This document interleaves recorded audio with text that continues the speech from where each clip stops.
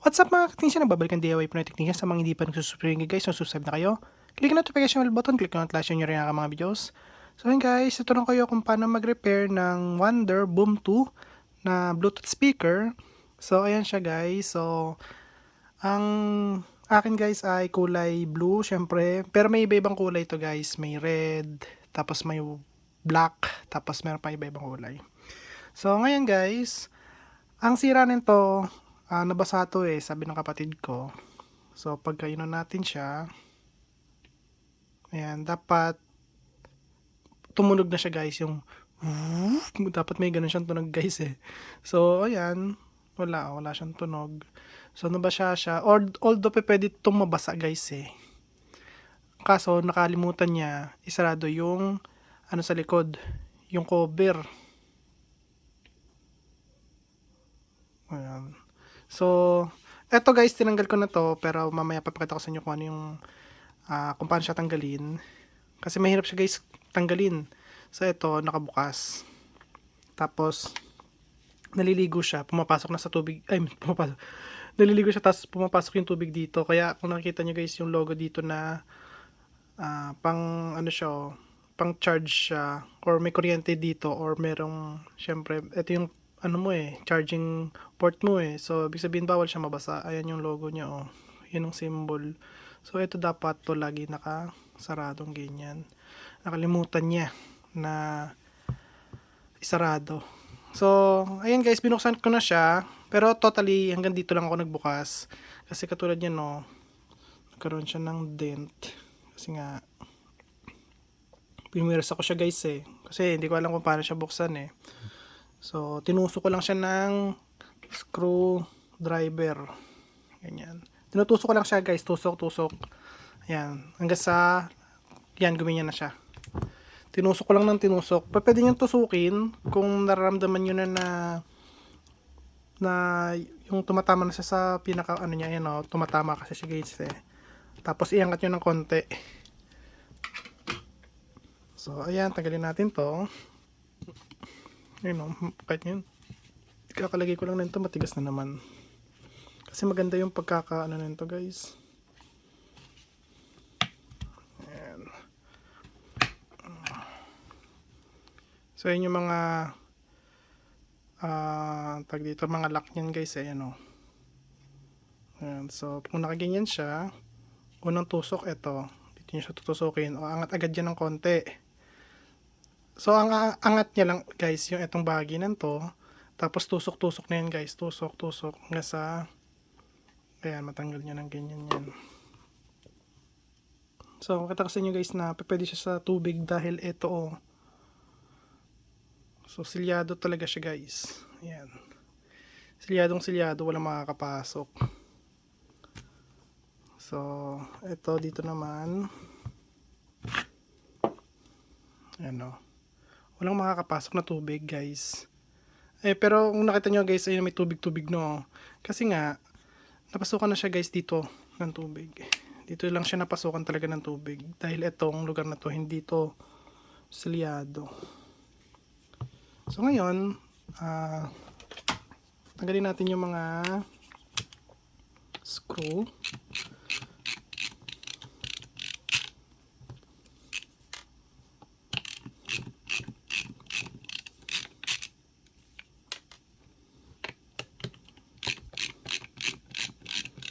So, pwede nyo guys skip yan kasi tatanggalin natin yung isa pang speaker.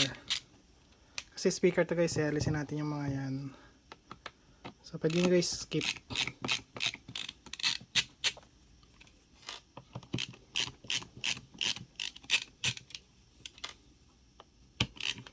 Ang kagandahan lang sa kanya, may pa rin siya. May power.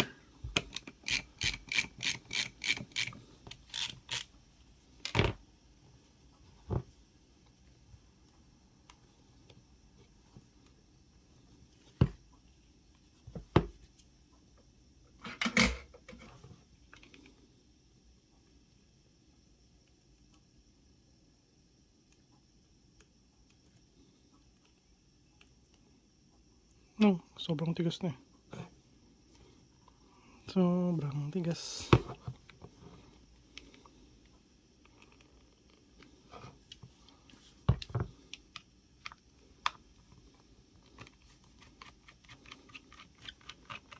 Tanggalin ko muna to guys. Ayan o. Ayan guys. Tanggalin natin yan. Ito nga pala guys. So, inano ko na. Pinarasa ko na tanggalin to. Kasi ang hirap niya tanggalin pag nakadikit to. Ayan o. Nakaharang. So, pinarasa ko siya alisin. Kung nakita nyo guys. So, talagang pumasok yung tubig. Ayan, may tubig na siya guys. So. Ay, naka...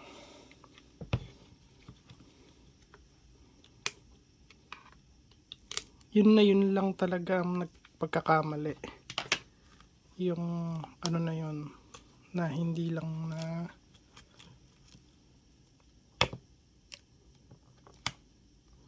hindi niya lang talaga na ano yun na sarado.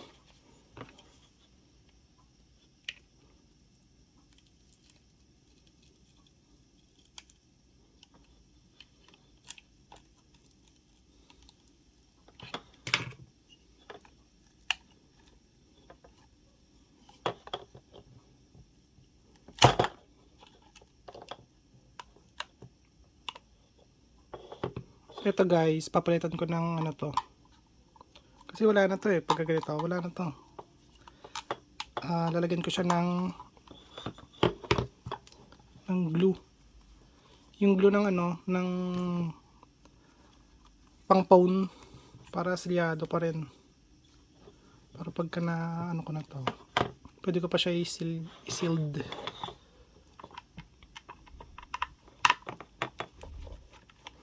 O ngayon, pwede ko na tatanggalin dito. Kasi kanina, hindi ko siya matanggal. Kasi nakadikit siya guys.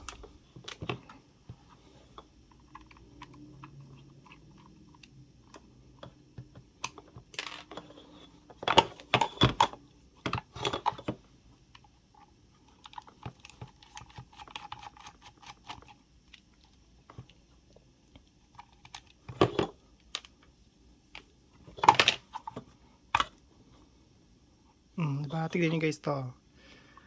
Ayan o, silyadong talaga siya. Sa tubig. Pumasok kayo sa board. May basa kayo yung board. So yun guys. At babalik ako guys kapag nabuksan ko na to. Kasi tatanggalin ko pa yun o. Mga yan. Para tanggal ko yung board. Ayun guys. So kitang-kita nyo naman ayun o. Tapos kapag nalabas ko na siya, babalik ako guys. So yan mga sir, kung nakita nyo, natanggal ko na yung mga board at saka yung tag dito, battery. So pakita ko sa inyo guys yung tubig. Ito guys, basa-basa pa. Ayan o, basa-basa pa siya guys. Ito. Ayan. Meron siyang, ayan o. Basa pa siya. Tapos dito guys, nakita nyo yung tubig o. Ayan. Ay, hindi pala. Dito pala may tubig dito eh. Ayan o. Ayan o. Pumasok yung tubig dito.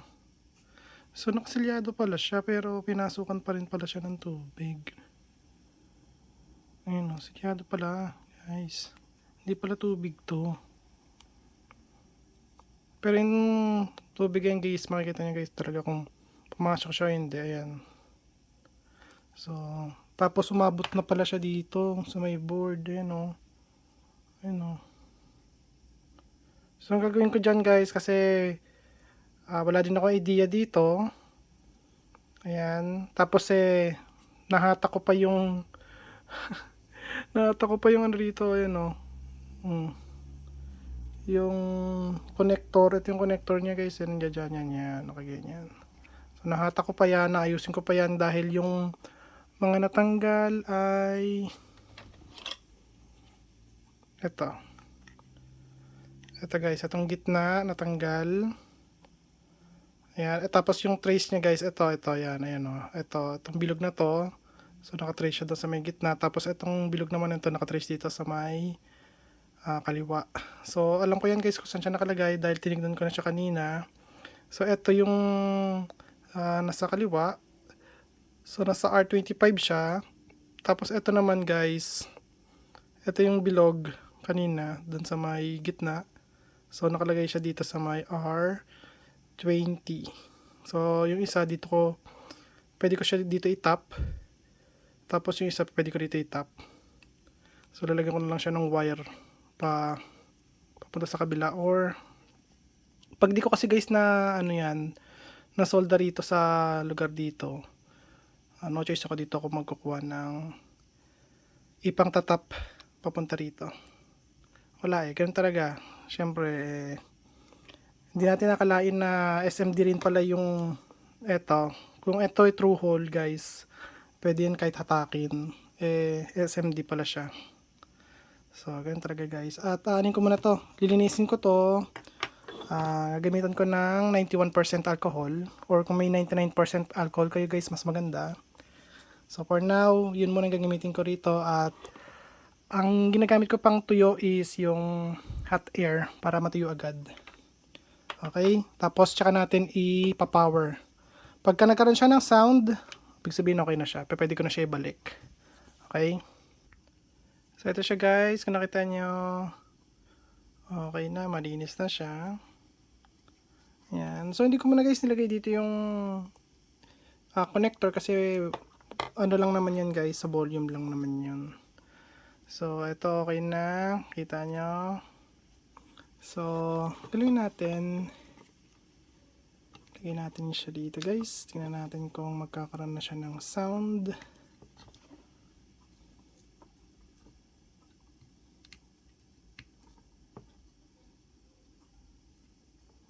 Power, ito power.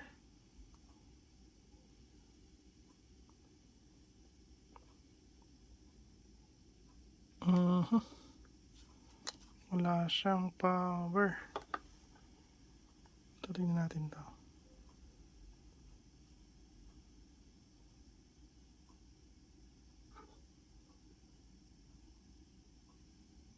Wala din.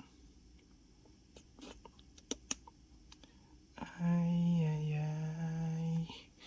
Charge natin guys, tingnan natin. Tingnan ko kung may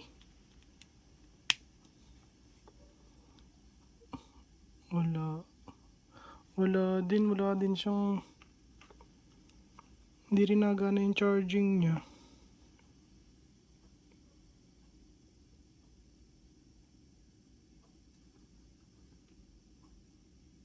Oh, ayun nagcha-charge siya guys.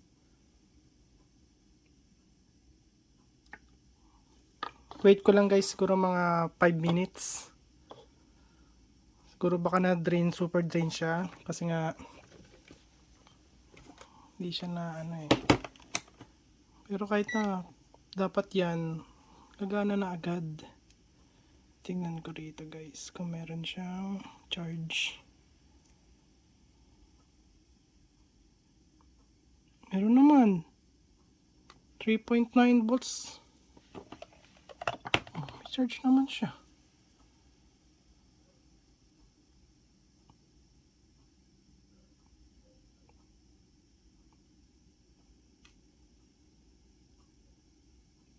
Oh, 3.9 volts to eh. Mapo-full charge na to. Pero bakit wala siyang sound? Ulitin natin, patay natin.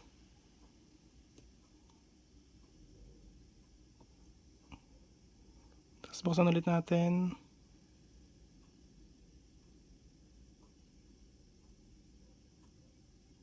Oh, ayaw na bukas.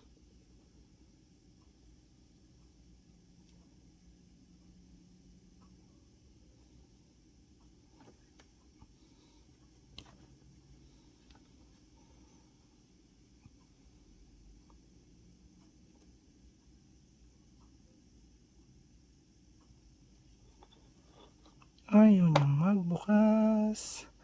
Ayaw niyang tumunog.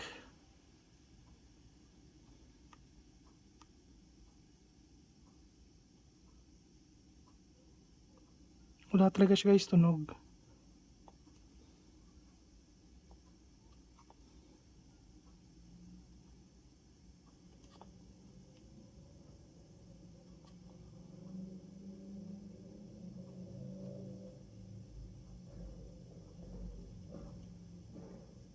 Wala guys, balik ako guys kapag nakita ko yung problema niya, tapos sasabihin ko sa inyo guys kung ano yung nakita ko na problema. Okay?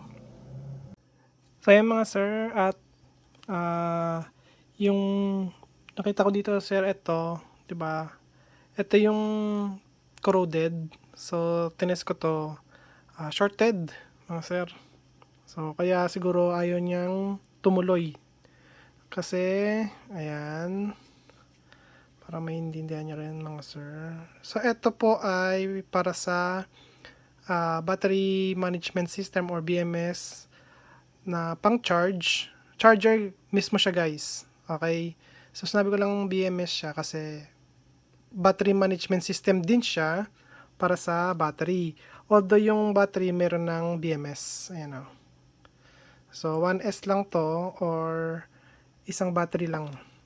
So eto guys, ang kagustuhan ko lang dito sa IC na to ay 3 amps yung charging niya. So malakas siya guys. At ang number niya ay ayan, BQ24295. Sa Texas Instruments yan guys, kasi dito pa lang nung nakita ko siya, TI is Texas Instrument. At nalagay ko na rito yung para sa volume. Ayan na siya mga sir. So walang pangit. Pangitan ako. Eto guys, hinanap ko yung IC number nito at wala akong makita. Pero alam ko talaga ang tunay na number nito. Okay? So, ito guys, sa Texas Instrument din to. So, hindi ko sure bakit ganito. Baka ito ay clone. Ganyan. Kasi pag clone guys, pare sila ng function, mas mura yung ano niya, yung price, yung presyo. So, eto guys, ang totoong number nito, kasi binago na nila yung number dito eh. Kahit hanapin nyo yung number na yan na SCT 1036, kahit hanapin nyo yan guys, ay wala kayong makikita. Kasi ang number niyan guys ay TPS 61088. Yun ang makikita nyo. Kasi yun talaga yung totoong number niyan. Kasi sa Texas Instrument talaga siya. Paano ko nalaman? Sir, paano mo nalaman na sa Texas Instrument to ay wala namang TI? Kasi guys, meron ako niyang module. Ito. Ganyan na ganyan din, kaso small version lang siya. Oh, ayan. Ito, Texas Instrument din to. Ayan o, TI. Ayan o, diba? TI sa baba ng PS. Although, yung PS na yan is TPS dapat yan. TPS 63020. Ito, small version lang to nito. Ayan. Kasi ito guys ay boost converter. Okay? So, at least may idea lang kayo mga sir. So, ang kagandahan din kasi dito is synchronous boost converter to. Ang efficiency nito is 91% efficiency guys. Tapos meron tayo ditong Texas Instrument pa rin. Ito, TI. So, TPA na 3130. Yung 3130 na yun guys, ano yan eh. Tag dito. Depende kasi sa wattage ng configuration para dito. So, eto, hindi naman sinabi kung ano eh. Pero 4 ohms kasi itong mga to, itong dalawa na to, 4 ohms tsaka 4 ohms, so stereotype. So, I think nasa 30 watts yan guys. So, configuration nito sa 30 watts. Kasi depende sa output nito kung ano yung wattage. So, i-check natin din nito guys kung ano yung output nito. So, pagka ang output niya is 21, 50 watts yan guys. Pag ang output nito is 24, 30 watts. Pero pag output nito is 15 volts, is 15 watts. Okay? Para may idea na kayo. So ngayon, tingnan natin kung gagana na siya. Kasi natanggal ko na yung shorted. Ganyan talaga kapag ka nababasa siya, nasa shorted siya guys. Unang gagana and then after ilang oras, ilang araw is hindi na siya gagana pag on nyo. Ganyan ang ano niyan, ganun ang ano ng water damage. Oh, yun.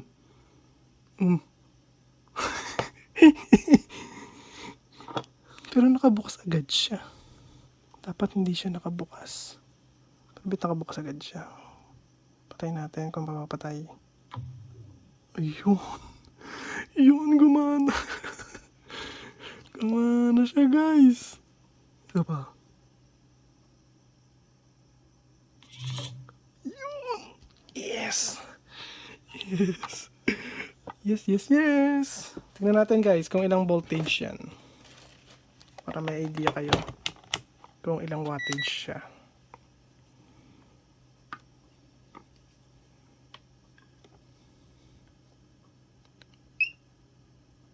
Output, ito yung output. Ay! Nasa ohms tayo eh. So, ito yung output niyan, guys.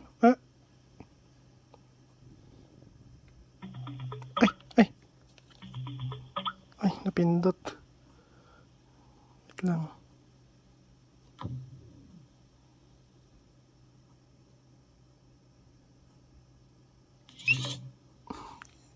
Gumana din, putik.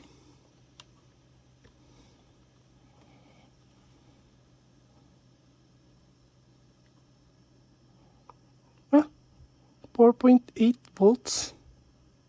Feeling ko kapag ginamit lang to tsaka lang tumataas voltage nito, guys. Meron kasing ganito na pag kunyari to dito, pag tinaas mo yung volume, tumataas din yung voltage niya. Pagka operated lang siya, guys, or gumagana siya or may music siya, tumataas yung voltage nito para makuha niya yung buong tunog. So baka ganito yung ano nito, guys. Pero okay na yan. So yun, guys, at ang gagawin ko rito, tanggalin muna nga natin ito baka kung mag short eh. So ang gagawin ko dyan, guys, ay gagamit ako nito kasi sira na yung ano natin, sira na to, ito. So ang gagawin ko rito ay lalagyan ko nito.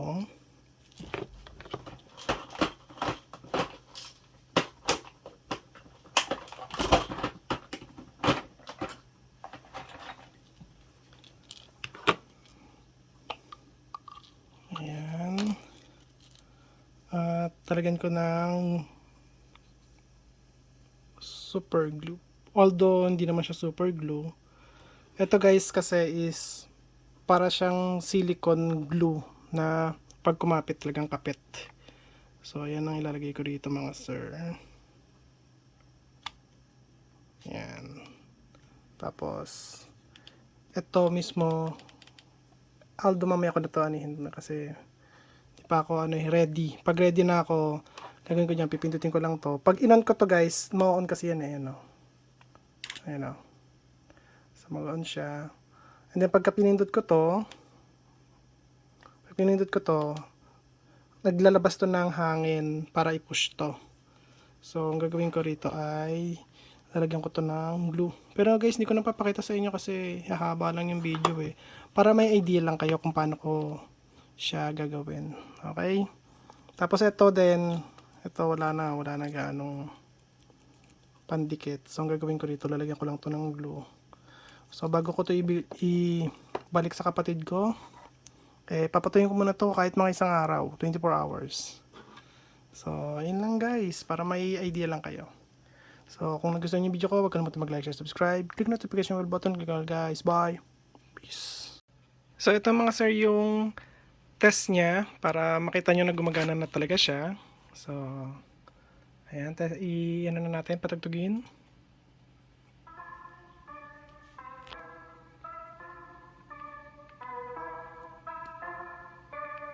Mahina lang kasi gabi na rito, guys.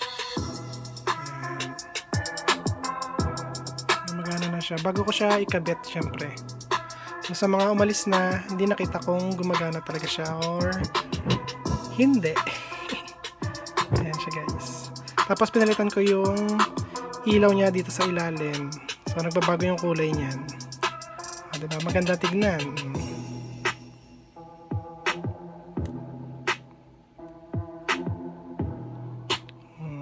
At yung sabi ko sa inyo, lalagyan ko siya ng glue. Ayan guys, may glue na siya. So madali lang naman din tanggalin yung glue niyan. Anuhan lang guys ng ano yan, iinitan lang yan ng hot air. So matatanggal na rin agad yan, syempre. So yun lang guys.